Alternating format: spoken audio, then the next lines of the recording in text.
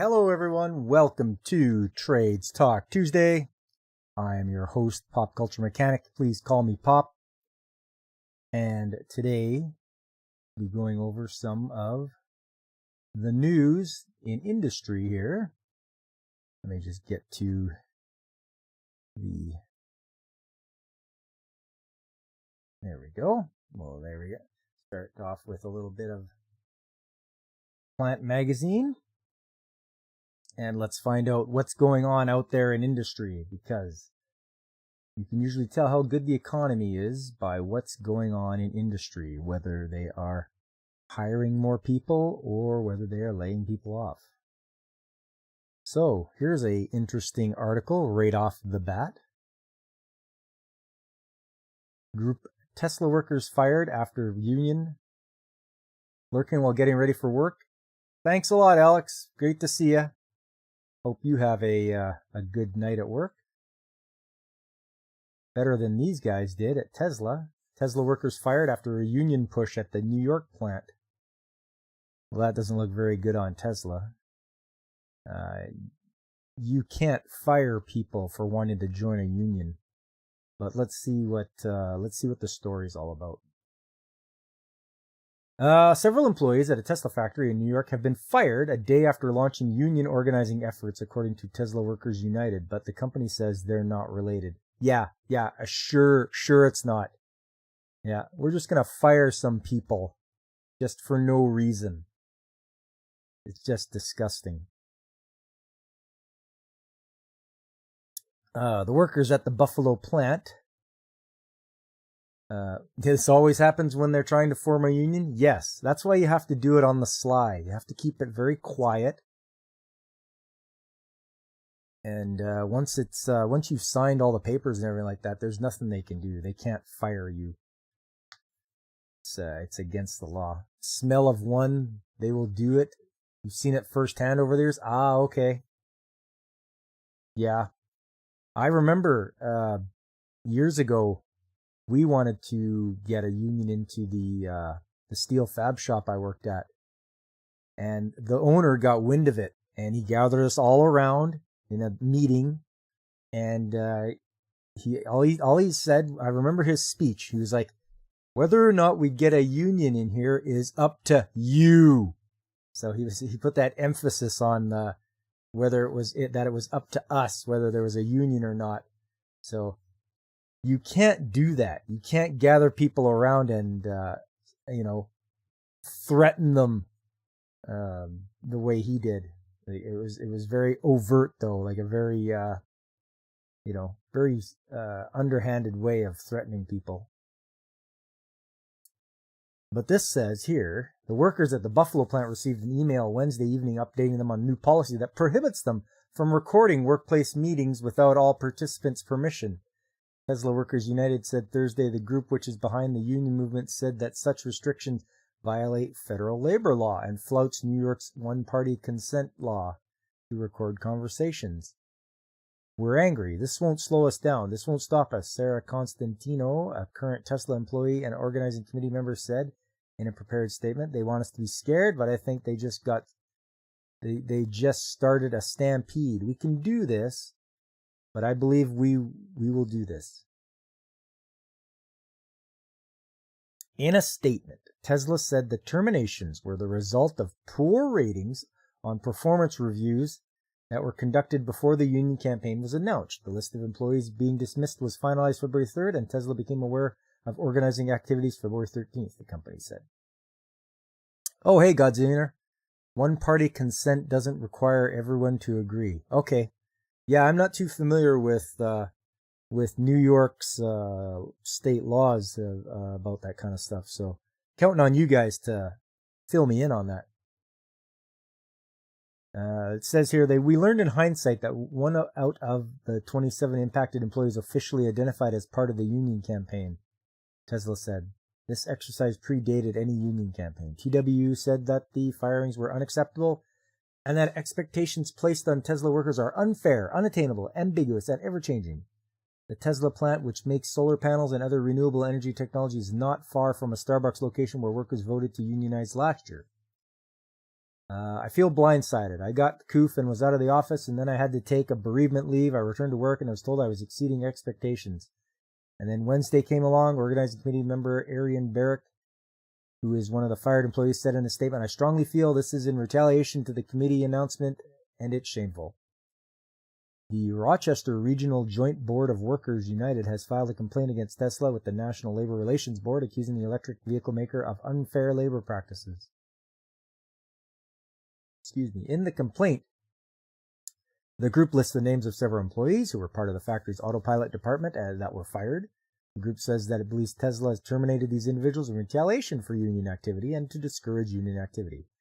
It is asking the NLRB for injunctive relief to prevent irreparable destruction of employee rights resulting from Tesla's unlawful conduct. On Thursday, White House Press Secretary Karine Jean-Pierre said, without specifically referring to the situation at the Tesla plant in Buffalo, that the president supports fundamental rights of workers under the National Labor Relations Act, including the right to organize free from intimidation or coercion. As part of the union organizing efforts, the Tesla Workers United Organizing Committee said in a letter to management Tuesday that employees are seeking a voice on the job at the plant in Buffalo and want to build an even more collaborative environment that will strengthen the company. Tesla CEO Elon Musk has taken a hard line against organized labor despite an invitation to the United Auto Workers Union to hold an organizing vote at Tesla's factory in Fremont, California. In 2021, Tesla was ordered by the National Labor Relations Board to make Musk delete a 2018 tweet in which it said that he unlawfully threatened employees with loss of stock options if they chose to be represented by the UAW. Well, all I gotta say is, very bad optics, Tesla. You're getting rid of people because they wanted to organize a union. You say it's not, but no one's gonna believe you. You're in the court of public opinion. You're guilty. You're a big faceless company. You're not gonna have the sympathy of the common man. It's gonna be, you aren't hard done by. You make lots of money. Tesla makes lots of money, so, yeah, just treat your workers well, and if they want to organize, let them organize. It's actually, it'll benefit in the long run. It'll benefit the whole company. But that's that for that one. Let's see what else we got here. GM to build electric motors at St. Catharines propulsion plant. Okay.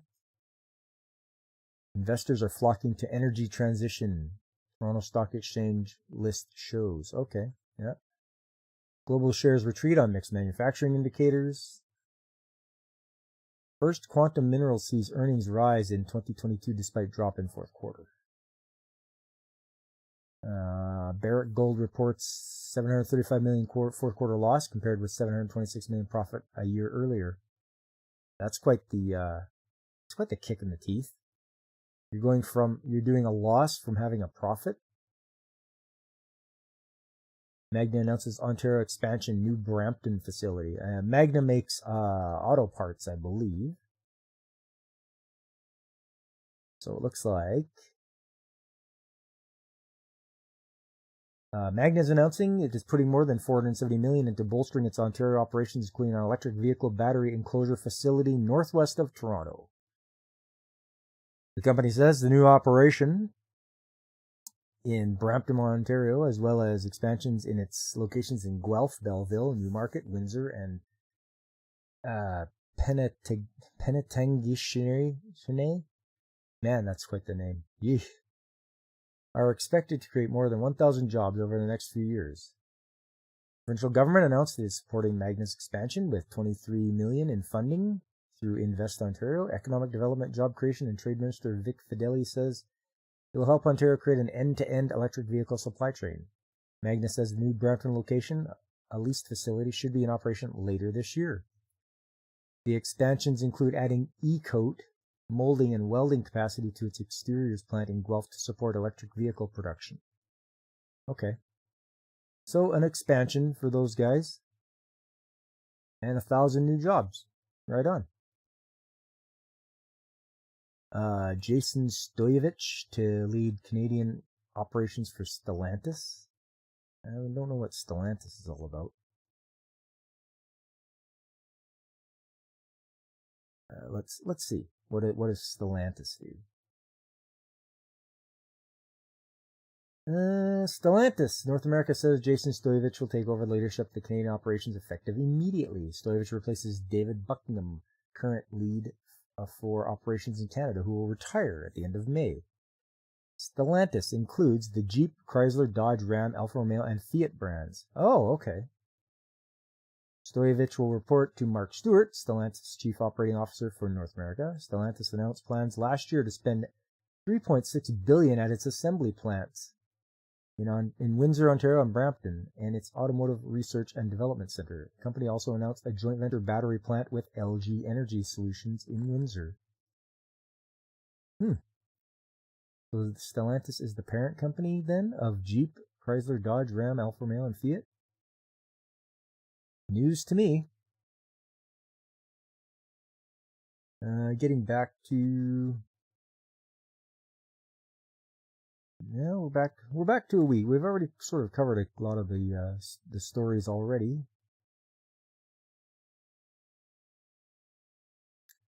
Here's one I was looking on here. This is from the CBC. Ontario needs 1.5 million new homes, but the province faces a generational labor shortage. 100,000 new skilled trade workers needed to meet housing demand, province warns. Story goes on. If you ask anyone in Ontario's construction industry, they'll tell you they have a big problem. Too much work, not enough workers. Ontario's government wants to build 1.5 million homes over the next decade, but it will need 100,000 more workers to carry that out. I think this is the greatest economic challenge facing Ontario, said Monte McNaughton, the province's Labour Minister, in an interview with CBC. But it's not just the future we should worry about. The province is currently losing billions of dollars every year as Ontarians are slowly being priced out of their own housing market. This is a problem I've seen in a lot of cities, actually. I don't know what it's like for you guys where you're at, but the housing costs, or the price of houses is just stupidly expensive, and it really shouldn't be.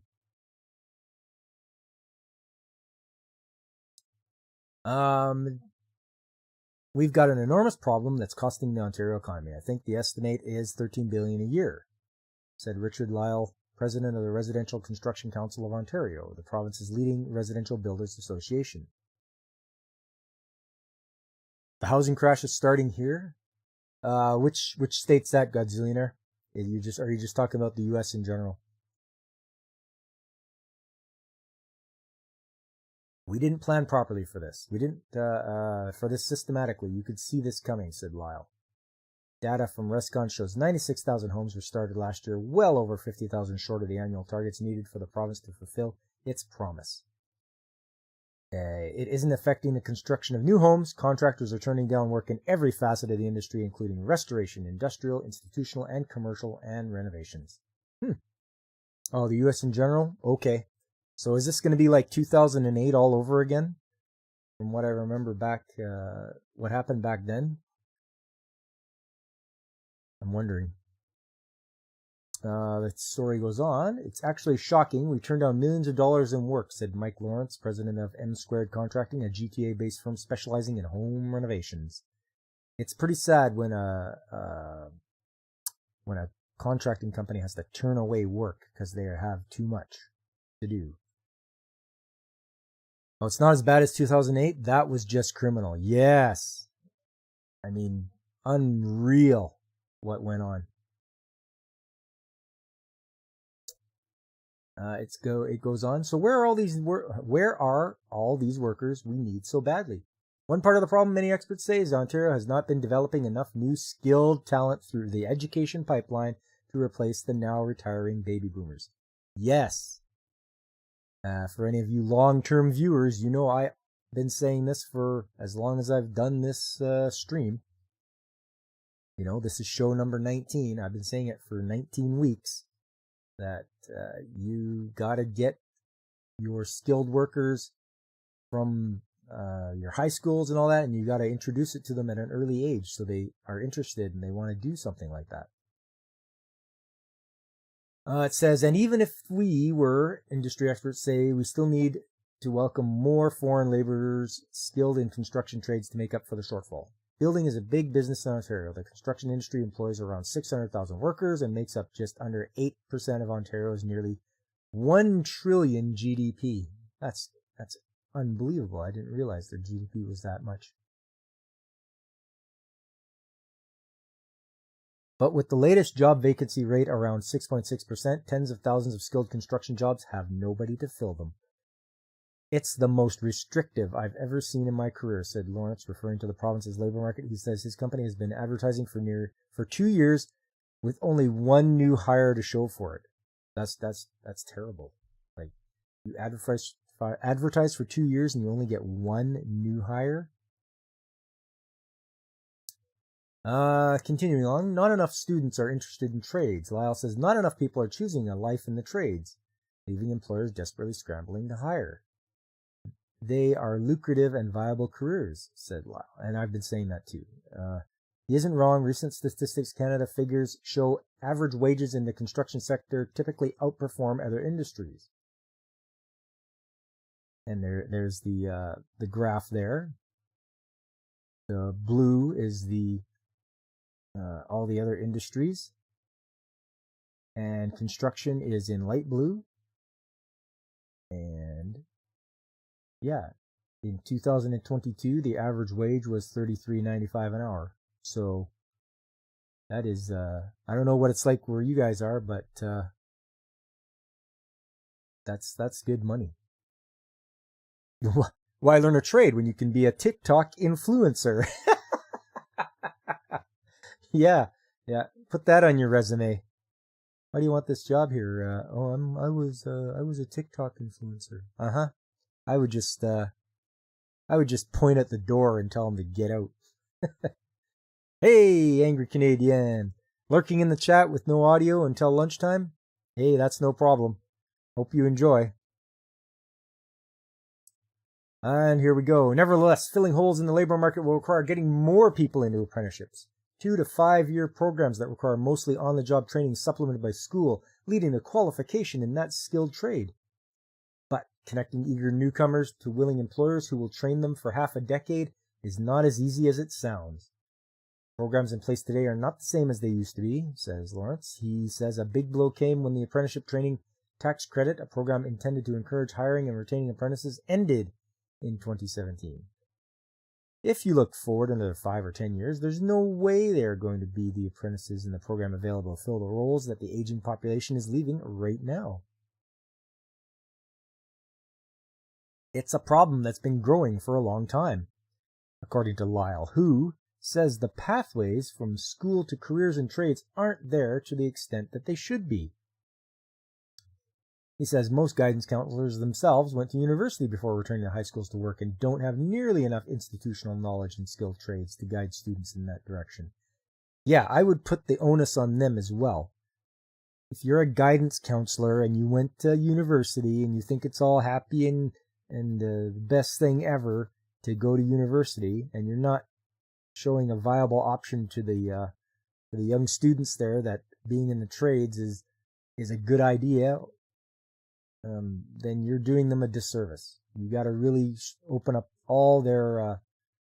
their eyes up to all the possibilities, and don't try to dissuade them from going into the trades. Don't look down on it, because there's tradesmen out there that'll make way more money than some dumb guidance counselor in a high school.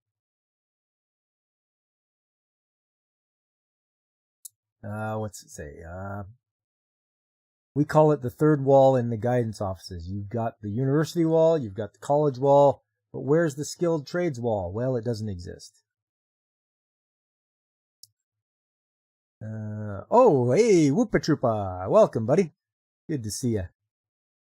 Yeah, we're just going over what's going on in Ontario and how they got they have 100,000 positions to fill for the skilled trades, so. And you're never late. A wizard is never late. He arrives precisely when he intends to. So even if Ontario revamped its education system to get more students into trades, the province would still need skilled foreign workers to meet the current demand for housing. Lawrence says he's often turned to the Temporary Foreign Worker Program to hire from outside Canada, a program requiring government documentation showing a need for foreign workers to fill the job. It's a very challenging process to get through as a small business, he says, with a lot of red tape, time spent, and other associated costs. Difficult process staying in Canada, say workers. One such temporary worker is Nikos Diamantopoulos from Greece, who works for Michel's Spray Foam and spoke to CBC News on a job site in Scarborough. Says he has learned spray foam installation well over the year and a half he's been there, but worries daily about how many points he has earned towards his permanent residency. I like Canada. I want to work here. I have the skills, to be honest, to stay here and to work. But even now, it's uncertain if he will get his permanent residency after having started to build a life here, he says. And after that, start from the beginning again, it's a little awkward. His boss, Stefanos Michelis, says he wishes the government made it easier to come and stay and work in Canada, adding that finding laborers and apprentices is very difficult. Yeah, I believe it. A promotion. Channel viewers, followers, chatbots, incredible. No, pass. No thanks. Let's try that. There we go. You're making breakfast for dinner for all the little troopas. Oh, man. I love it when my wife makes breakfast for dinner. We have some nice sausages, some hash browns, toast, what else? Eggs? Scrambled eggs, I think? Yeah, that's the good stuff. Breakfast for dinner. So tasty. Whoopa daycare. Looks like there's a bot. I got him. He told CBC Toronto 80% of people applying for work with his company don't have a social insurance number to legally work in Canada. That's just crazy. Nicholas says he's certain the labor shortage would improve if Ontario could legally hire some of these skilled workers. Let's get them in the system. Let's get them to pay tax. Canada welcomed record numbers of new permanent residents in 2021 and 2022, but Lyle says not a high enough percentage of these workers are skilled in construction trades. It's a problem Ontario continues to grapple with. But even the changes coming to the education system that encourage youth to get into trades, the province is still looking for thousands of workers. We need to act now, especially if we have these milestones we need to hit in the province of Ontario, says Nicholas. There's a lot of dwellings to be built within our province. You're going to need hands to do it. So there you go. I mean, that's just one province, one, area. And I'm sure it's affecting where you live, in your state, your city, in my province. You can see it. What do we got here? Here's another article I found. Interested in a career in the skilled trades? Here's what you need to know. Steps to over 140 trades in Ontario include apprenticeships and certification. As Ontario looks to fill a labor shortage and replace an aging workforce, the provincial government says 1 in 5 job openings are projected to be in the skilled trades. There are more than 140 skilled trades in Ontario and different apprenticeship programs and certification requirements. The trades are divided into 4 main categories. Pay attention now. Construction, industrial, motive power, and service. Here's what you need to know according to Skilled Trades Ontario, the Crown Agency of the Ministry of Labour, Immigration, Training and Skills Development, which is responsible for apprenticeship and skilled trade certification in the province. To explore careers, information is available online through Skilled Trades Ontario, along with a full list of trades and their training and certification requirements. Some trades are part of the Red Seal program, which is the national standard for the trade. A Red Seal endorsement shows you have the knowledge and skills necessary to practice your trade across Canada. Yes, that's all Red Seal is. It just means you can go from province to province. Hello, Gap After Dark. Welcome. Good to see you. Just going over what's going on in Ontario with their shortage And it's coming everywhere, a shortage in the skilled trades. If you're looking to get into the skilled trades, this is good. For youth, the Ontario Youth Apprenticeship Program is available for grade 11 and 12 students to earn co-op education credits through work placements in a skilled trade. Students can explore the trades through Ontario's Level Up website. Now, this is just what's going on in Ontario. I'm sure there must be something in whatever state you guys live in, or whatever town you're in. They must have something. Just a simple web search might get you pointed in the right direction. I'm just talking about this one because this is what I found that was very recent, and it was easy to find. For post-secondary students, many college trades programs combine apprenticeship training or co-ops into diploma programs, so you can complete the in-school requirements of an apprenticeship as part of your program. More information is available on the Ontario College's website. For adults, there's pre-apprenticeships. If you're an adult interested in working in a trade, but you don't have the skills or experience to get a job as an apprentice, you can apply for free pre-apprenticeship training, which covers cost for textbooks, safety equipment, and tools. And then there's apprenticeships. An apprenticeship is formal training that provides paid practical hands-on experience in the skilled trades, allowing you to learn from experienced professionals, like myself. A step-by-step guide on starting an apprenticeship is available on the provincial government website. For most trades, apprentices work for a year and then switch to studying in class for 8 to 12 weeks, either full or part-time. In my experience, it's been full-time.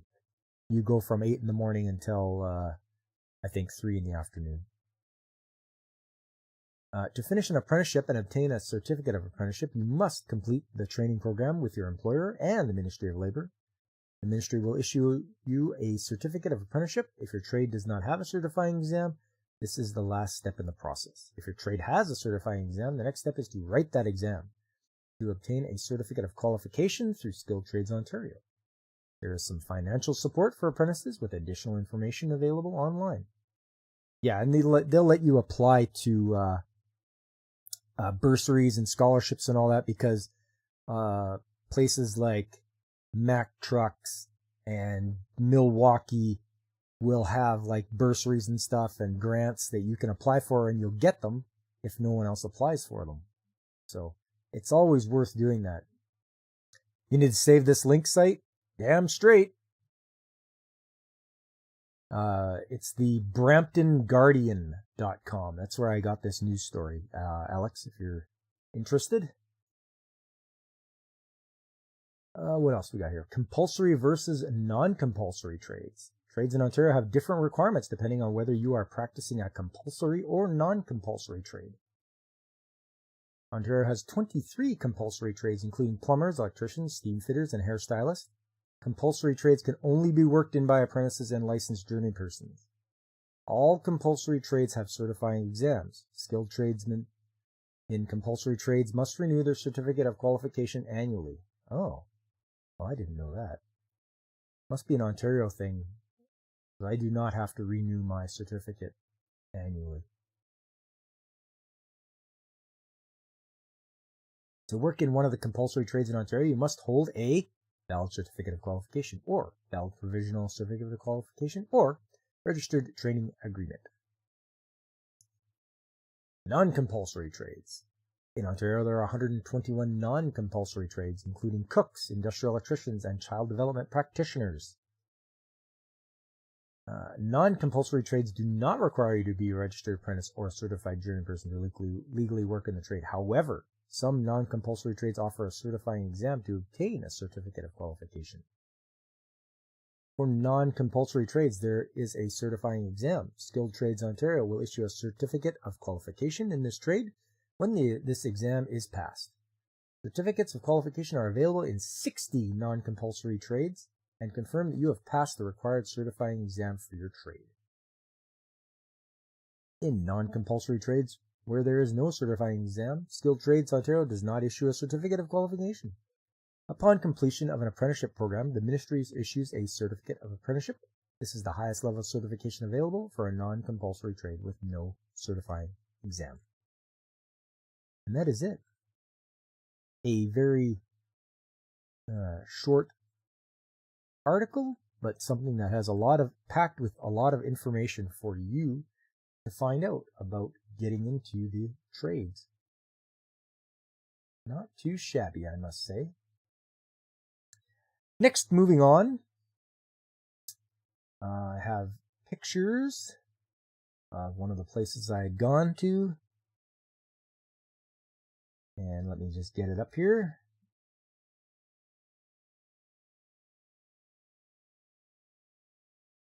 And that, and this, and that. Perfect. Okay, so years ago, probably in 2003, 2002, I got to go do some work at a shake mill. And a shake mill is where they make shakes for your house. So they're your shingles and they're shakes, and they go on your roof, and they're quite thick pieces of wood. And so we went to this mill to set up a conveyor system because I had worked for a conveyor company. And we would travel around to different companies and install conveyors. And so this is I got some shots of what the mill looked like. And there it is there. And I believe those are pallets of shakes there. And that's the raw material. And this was just a beautiful place too. This is on Vancouver Island, so we're talking really beautiful scenery. And the ocean is like right there. And yeah, I just had a good time just getting some pictures on my lunch break. Just it's like, oh yeah, this is all right. And so this thing here was the conveyor we were installing. And what this does from what I recall, it would paint the shingles and it would bake them. So you were in this whole line, and they'd move along. They'd get painted and they'd get coated, and then they would get dried out, all in the same machine. So we were installing it here. You can see there's the underneath. They've got you put these underneath to hold the machine up while you're locating it in place.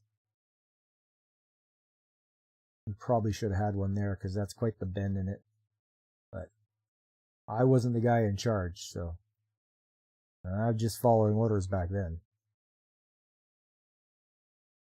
But yeah, as you can see, we're locating it in place. And yeah, that's the machine there. And to make corners, obviously, we had to build a 90-degree conveyor. Just following orders, eh? That's what you do when you're out and you're the low man on the totem pole.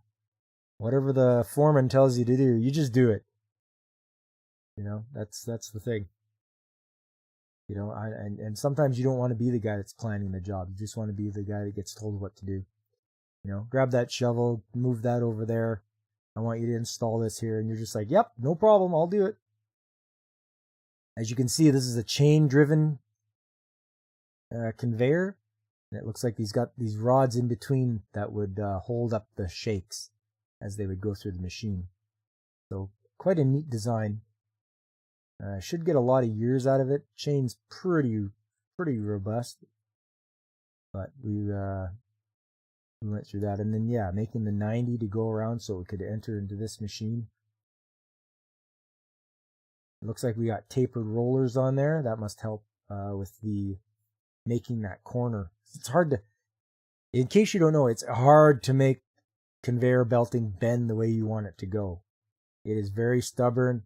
It's very strong. It's got cords in it. So you usually have a hard time making it go where you want it to go. And then I don't recall much about this angled conveyor. Looks like it's going to be chain driven, but it hasn't been hooked up yet. As you can see, there's the motor there underneath.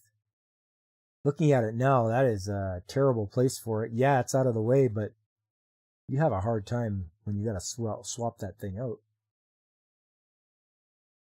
You gotta crawl under the conveyor just to get at it. It doesn't look like it's very room friendly there. There's another shot there. So we brought in these two conveyors. There's the one here, and then the one that's over here. And yeah, that was quite the project to get those guys all secured.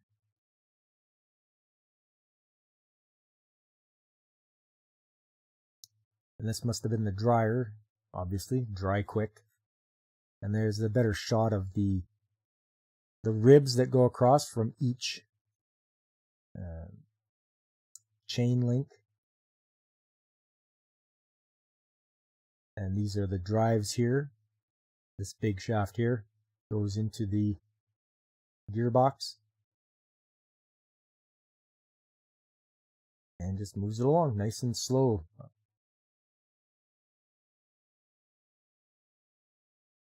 And I took a lot of pictures. My tool belt. Been years since I've had to wear that thing.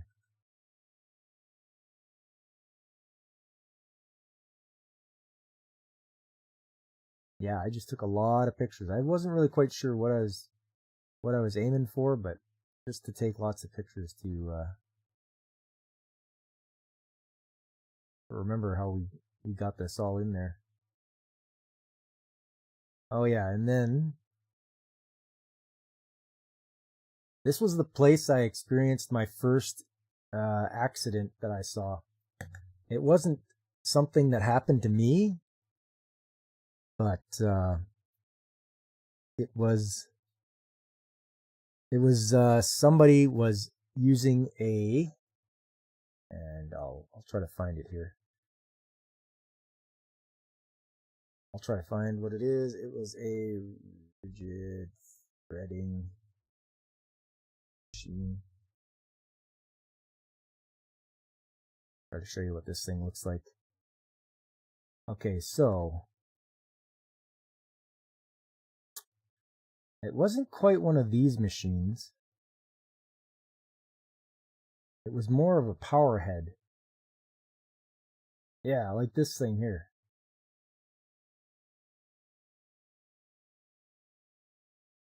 Not a very big. Getting larger here. Hang on, let's see. Alright. Power head.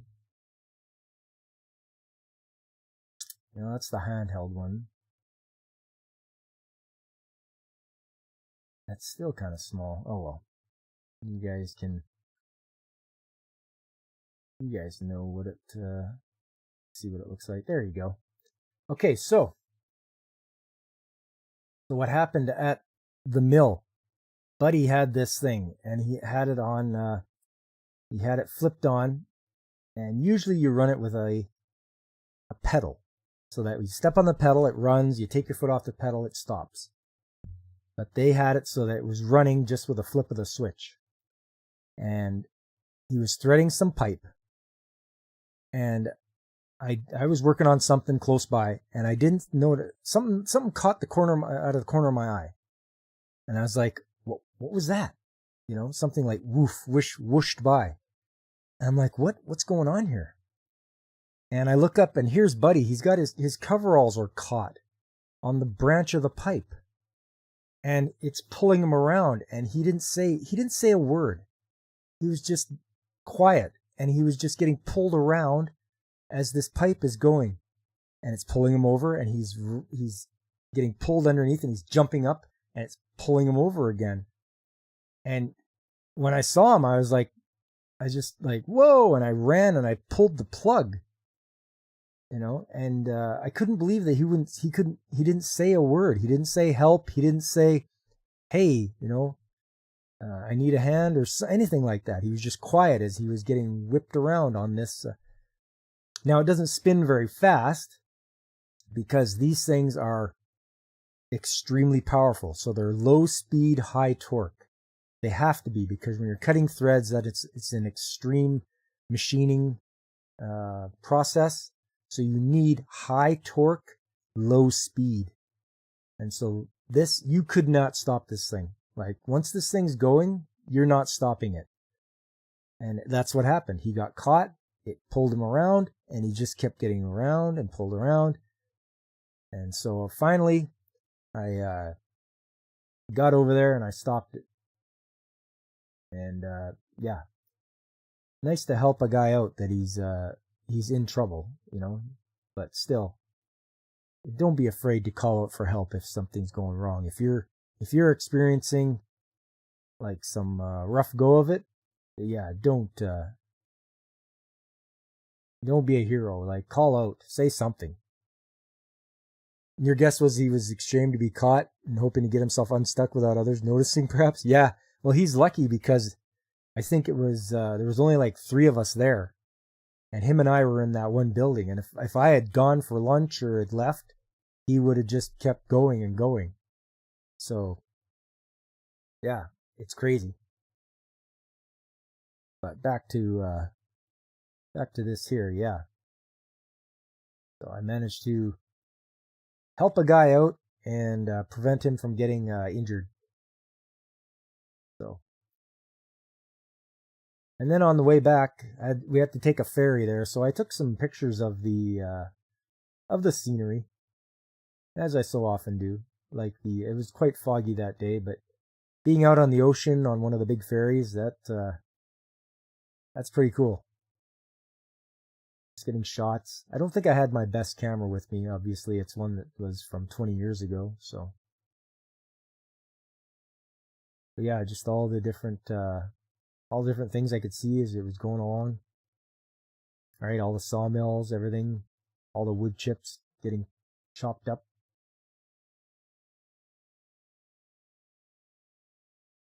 Loading up barges. That's what they did. Oh, and there's a crane that would unload a ship, but it's folded up right now. Obviously, there's no ship or containers to take off, so. But yes, one of my first away jobs, because before that, you know, your job would you'd go to work in your same city or whatever and then go home. But this was my first traveling job, where you would travel around to different places. And I've traveled to all over. Oh, I wouldn't say all over, but a couple of places around the province, which was a good experience. It makes you realize that maybe I don't want to live out of a suitcase, but some people like that. They like climbing into hotels and traveling around and seeing everything. But yeah, it's quite the experience, always traveling from different places to different place. Especially when you're installing stuff in different, because I've done work in like a shake mill like this, or a winery. I was in a door factory where we had to have like a hanging conveyor that would carry the doors around and through a paint booth and then off to the drying area. The winery had to be like one of the most fun ones.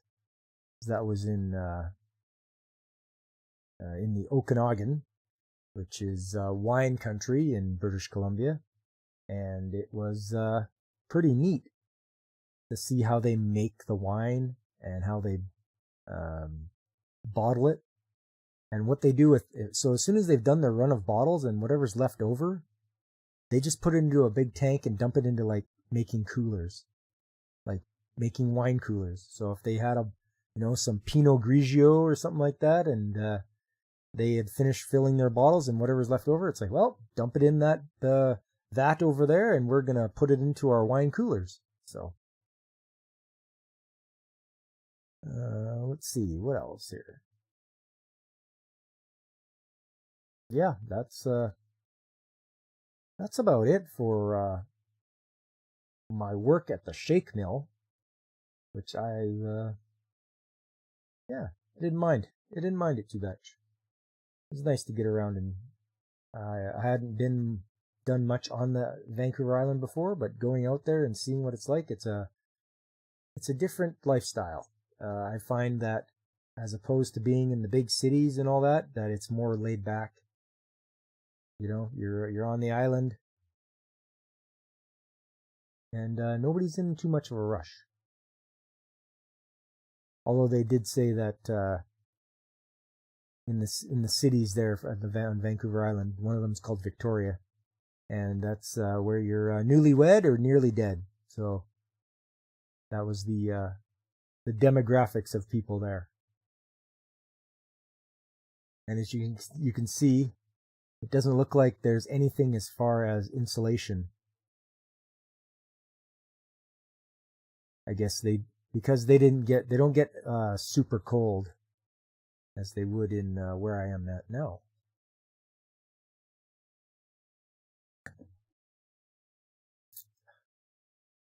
Okay. So yeah, I really enjoyed that trip. It was all right.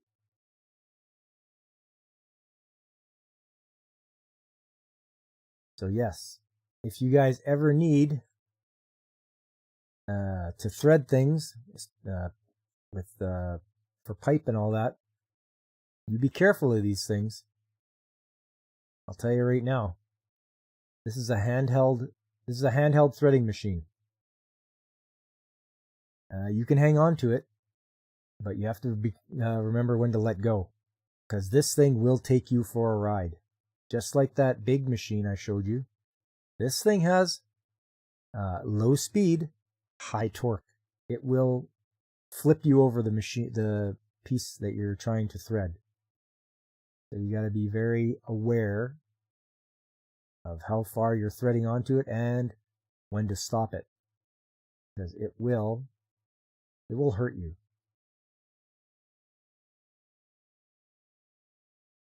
As you can see here, it looks like I haven't seen this before, but it's got a stopper. It's got a bar on it so that you can rest it against. Looks like you got the tri-stand here, which is what you use for threading pipe. You use it. It's called a tri-stand, and it's got a chain vise on it to hold the pipe without damaging it or deforming it. And it looks like if it does, well, it looks like he's even got a pipe wrench on it as well. That's what he's using. So he's got it on the pipe, and then he's got a pipe wrench that puts that bar on there. And that is for the torque, because like I say, when this thing grabs, it'll take you for a ride like you wouldn't believe. No, I want to be able to just close that. Yeah. Anyway. Yeah, they are very handy to use. You need to thread pipe, you get yourself a rigid pipe threader. Something like this.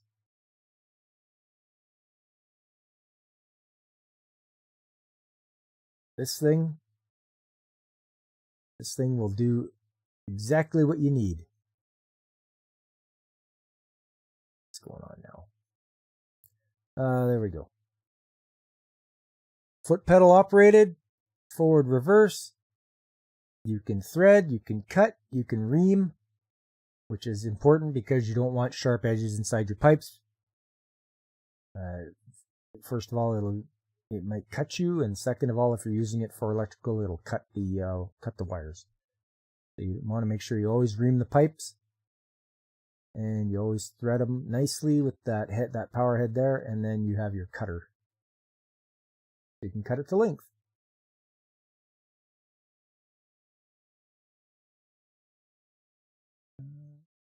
Oh, there we go. Yes, just a little bit of what I've letting you know, a little bit of the knowledge I have of rigid pipe threading. There's always the hand ones, which the dies look like that. And hand threading's a little tougher, but it's not as dangerous as the electric ones, because you won't get flipped over the piece of pipe if you go too far, or if it grabs.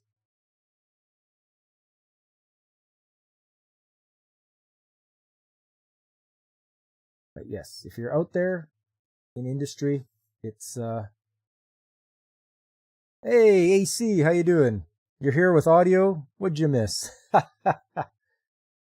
Glory to Wupstotska, as everyone says. But yes, I was just explaining about the trip I had to Vancouver Island, where I did some work at a shake mill, and this is sort of one of the I was related to the story I told about the guy that got caught around a rigid machine, a rigid threader. He's threading pipe and it caught him. And these things can be dangerous. You have to be very aware, be very careful. Otherwise, these things will make short work of you in a heartbeat. So yes, it's and it's quite versatile. You can change the die head. So if you have, half-inch pipe, you can, I believe they are 1/2 inch to 3/4. So you have a size for that, and then you have a 1 inch to 2 inch size. So everything in between. If you have to go any bigger than 2 inch for this one, I think you need a larger machine, and that'll do 3 to 4 inch. Once you're getting into that size of pipe, it's you might as well just get it pre-threaded and not even worry about it doing it yourself, unless you're really desperate, because that's when stuff's just getting real big. And then you have to end up supporting both ends, and you're usually doing it on 10-foot or 20-foot lengths. And you usually have to have a partner then, somebody to help you lift it up and even put it in the machine. But yeah, I've only ever used rigid machines because they do the best job. I don't think I've ever encountered anybody else's threading machine. This is from Walmart. Steel Dragon Tools. Yeah, no, I'll just stick with rigid, thanks. We've hit our threshold on Canucks. Hey, you guys got to make the trip up here. I heard when you cross the border, they give you a free cross check. They're like, "Welcome to Canada." They give you one right in the back. So that's always fun.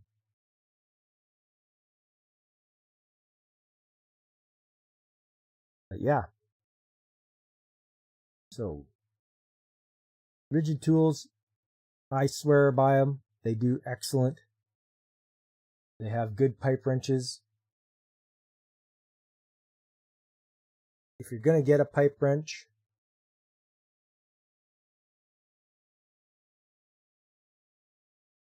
always try to get aluminum. Right? Get aluminum. They're lightweight, they're strong. The bigger you get, the more you want an aluminum one. Nobody wants to haul around a 36-inch steel pipe wrench. They'd rather haul around a 36-inch aluminum one. And I agree with that 100%. Don't you can get the steel ones, but it just gets too darn heavy to lug around all the time. As long as it's checked from a Maple Leaf, you think they'd just bounce off of me? Yeah. Yeah. You don't want to get checked by the St. Louis Blues, right? Oh, yeah. There we go. And you can get all sorts of different kinds of pipe pipe wrenches. As you can see here, you get this one with a, this looks like it's got a chain on it. Compound leverage wrench for 8-inch pipes. Yeesh. Yeah, you use them at work? There you go, Alex. Right on. Yeah, and so you can attest to the fact that aluminum ones, much better. Nobody wants to lug around the steel ones. And there's a different style one too. It's an offset pipe wrench. So you can get into those hard to reach places. And yeah, always get aluminum if you can. But then you have to watch out for them because guys walk off with them too. On the job site, stuff like that tends to go missing because they're like, hey, look, aluminum pipe wrenches. Let's grab one. And that's usually followed up with the tri-stand, which is very handy for threading pipe. It hangs onto it very well with your chain vise. And you can, there's holes in the feet so that you can secure this to the concrete floor. Most of the time they don't. It's just usually set up. But sometimes they will secure them to the ground, and it makes it so that it won't lift up on you when you're really reefing on it. Looking at tools is always fun. Yeah. Well, you know, especially if you don't use them in your everyday life. Things like that. I've used, oh, hey, there's the hand threader. This is good. You got all sorts of sizes. Yeah, 1/2 inch to 2-inch size pipe. So there you go. Everything in between you could want for threading, and the handle. It's good enough for what you need to do. If you don't have to do a lot of it, it's okay. If you have to do a lot, go get a machine, an electric machine, because you'll just well, you'll probably give your arms a big workout. You'll look like a big gorilla dragging your arms around. But yeah, that's good stuff right there. Always use it in a pinch. And hello, Jenna. Glory to Wupstotska, comrade. And what one was it here I was showing? This one here. This machine here, this was the one that the guy was getting pulled around by. Now he had his pipe in there and it was going, and the branch that came off the pipe grabbed his coveralls and he was just going for a ride. It was just over the top. He'd jump over the top and he'd get pulled underneath, and then over the top and then jump underneath. Or jump over the top and get pulled underneath. It was crazy. These things these guys especially don't stop moving. I'll say it again. It's got low speed, high torque. There's nothing, you're not stopping that machine.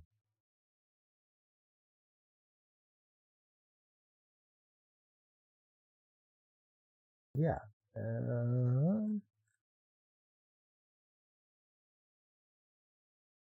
And you'll never have trouble with rigid brand pipe wrenches. They're all, whoa! Look at that.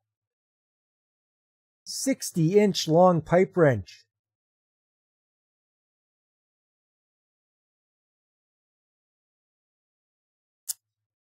In my work experiences, everything has to be in French and English. Not necessarily, no. That's only in Quebec. Yeah. Being in Alberta, not everything. No, if it's a federal building, then it will be. But other than that, I don't see a lot of French on the job site. But yeah, look at that. Freaking 60-inch pipe wrench, 5 feet long. That's just a monster. That's something that you bring that out sparingly. Like, you don't even, anybody that says, hey, let's go get the 5-footer, you're just like, no, you go get it. I'm not getting that thing. Do we have to? What a monster. The biggest one I've used is a 4-footer. And it's like, that's good enough. And you only bring that out if the thing is just rusted together and you can't move it. It's like, you know what? We got to get serious here. No wonder they have that as weapons in zombie games. Use the aluminum one. It's lighter. It's still got a big fat head on the end of it, but it's a lot lighter for you to swing around, taking out zombies.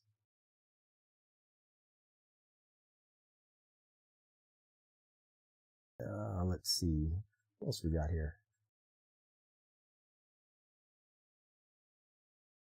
Yeah. It's always good when you can get parts for your tools. There's some that you can't replace, and you know that you can't replace them, so you know that they're low quality. When they offer you replacement jaws and such, then you know it's a quality tool. Now imagine putting a cheater bar on that thing. Yeah, that's when you're flipping over cars and stuff, eh? That is a monster. The small one is, please come loose. The big one is, I'm no longer asking. You got her, buddy. That's exactly it right there. Yeah. Yeah, the small one is, okay, I'm asking nicely. And the big one is, now I'm telling you, you're coming apart.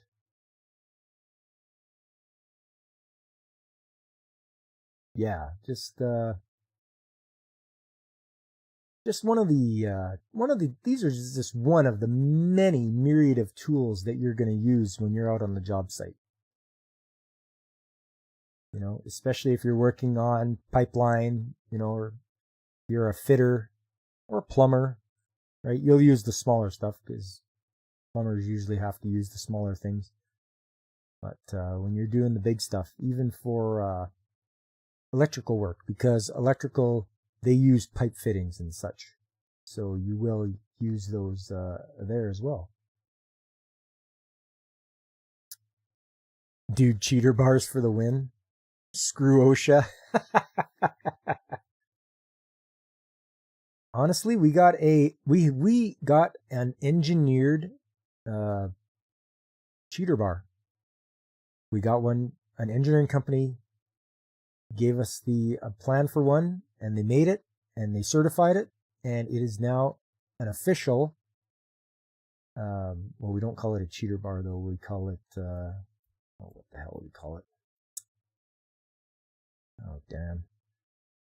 Anyways, it's official. It's company approved, OSHA approved. It's like, yes, we can use this to pry on the wrenches that we use. So there are ones out there. You just got to go through the right channels to get everything approved.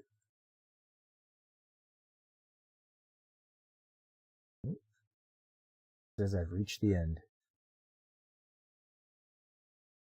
That's fine. That was just a little bit of rigid education. The torque amplification device. There you go. And I've used those as well, if anybody doesn't know. There are things out there called torque multipliers. And these are neat. So it looks like this. And inside, there will be some planetary gears, I believe. And you put on the bottom part here, right here, you'll put your socket on, and the top part here, you'll put your wrench on, or your torque wrench, if that's what you're doing, because you want to know how much you're multiplying it by. And this one looks like, this is a ×4 one. So, its maximum output is 1,000 foot-pounds.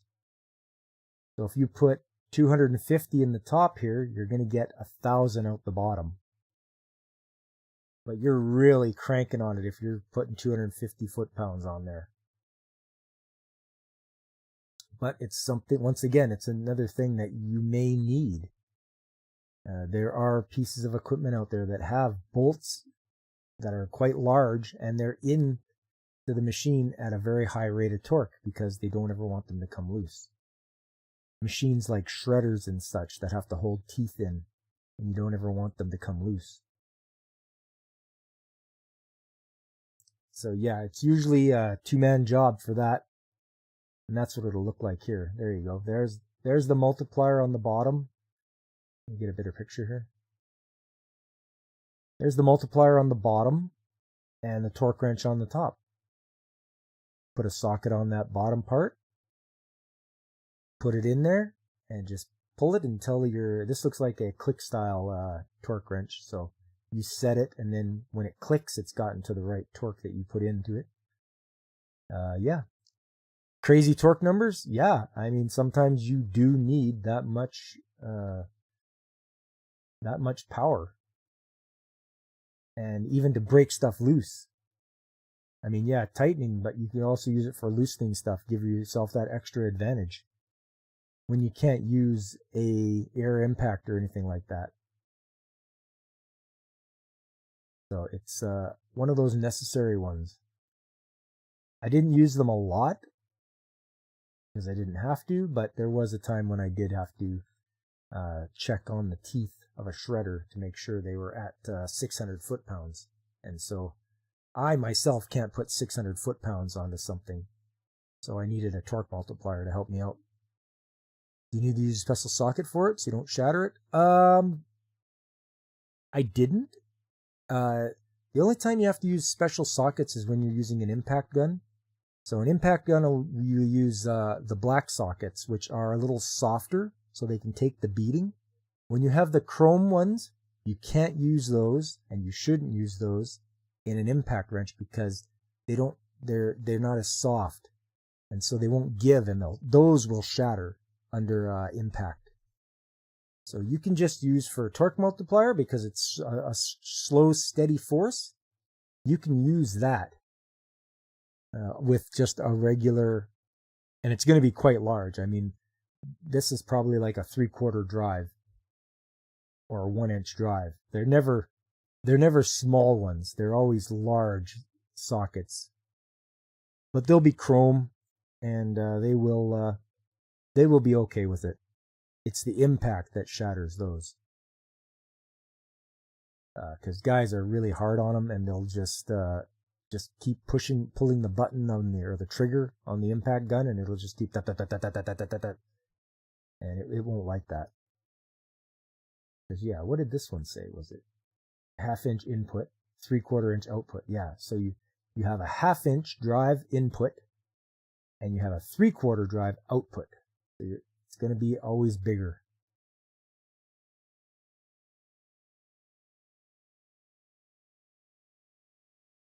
So yeah, there you go. That's your lesson on torque multipliers today, class. Hopefully you liked what you saw, and maybe if it's something you've never seen before, you've now learned something new that, there are ways out there to get yourself some increased mechanical advantage so you don't have to struggle. So you don't have to use that cheater bar, even if you want to. So that's a good way to help yourself out when you're on the job site.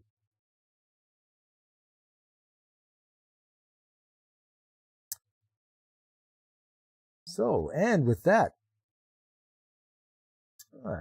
that's about it for the show today, everybody. I am very pleased to have seen you all stop by. It was a fun time. I hope you will join me next week for Trades Talk Tuesday. We'll try to discuss some other ways to get into the trades and what to expect. Maybe you want to learn about some different trades out there, because there is a lot of them. I'd just like to take the time right now to thank everyone that came out. Alex Moore, Godzillionaire, always a pleasure. AC, thanks for showing up.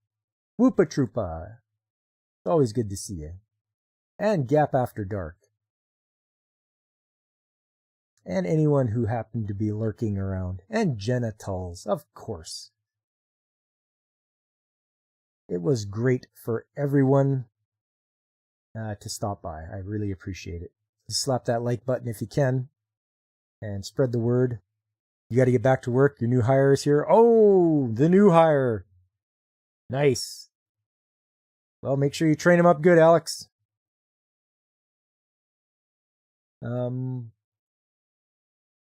There's other channels out there, of course, but I appreciate you stopping by mine. Other channels out there like Pacific 414 and Blaine's Escape Corner and Ronin66. There's DJ Ronnie G and the Brandon the Anime Guy. There's the Nerd Pearl Lifeform and Punkwaddle from Under a Rock. Punkwaddle, who is at Floral from Under a Rock. And who's back at doing videos again, Whoopa Troopa.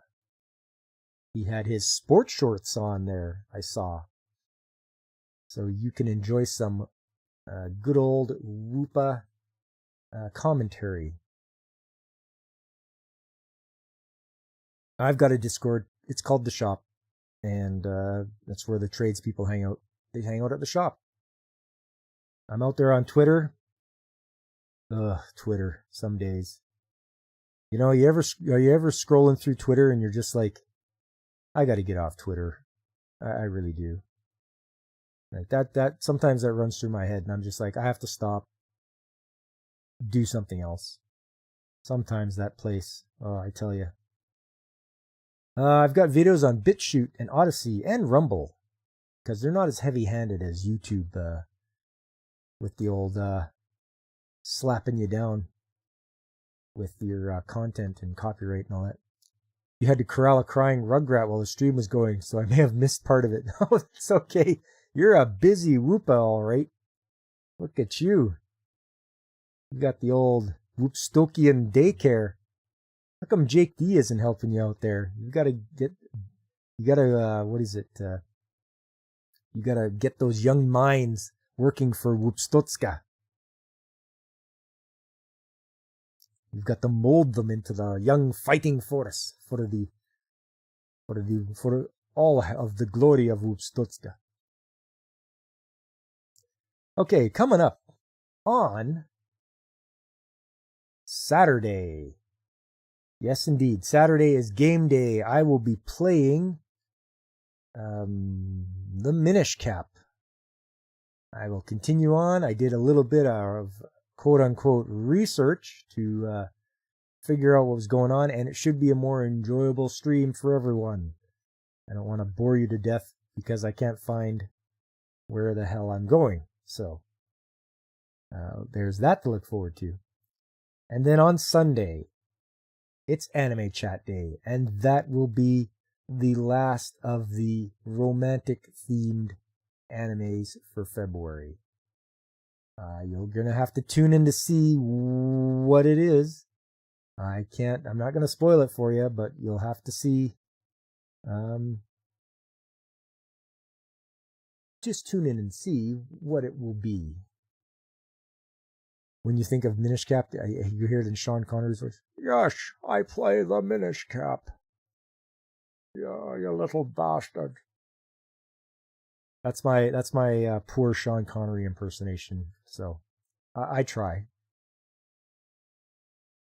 I liked him in Dragonheart. I am the last one. A good actor. It's a shame. Yeah, and that's it. And then heading back then Sunday, and then it's always back to Trades Talk Tuesday, where I try to spread the word about being in the skilled trades to everyone and anyone who will listen, and try to extol the virtues of learning a skilled trade to the young people, because we need lots of skilled trades people. It's there's going to be a shortage. You're going to be able to pick and choose which job you want to do, and you're going to get paid well to do it. So take advantage of it now. There is going to be a big shortage, and there's not going to be enough workers to fill the places unless that worker is you, and you're learning the skilled trade, and you're doing the work, and you're earning the good money. and then you will have yourself an easy life. At least we hope that's how it goes. I hope so anyway. Well, everyone, it was a fun time. I really enjoyed it. I hope you did too. With that, I have been Pop Culture Mechanic, and I am signing off.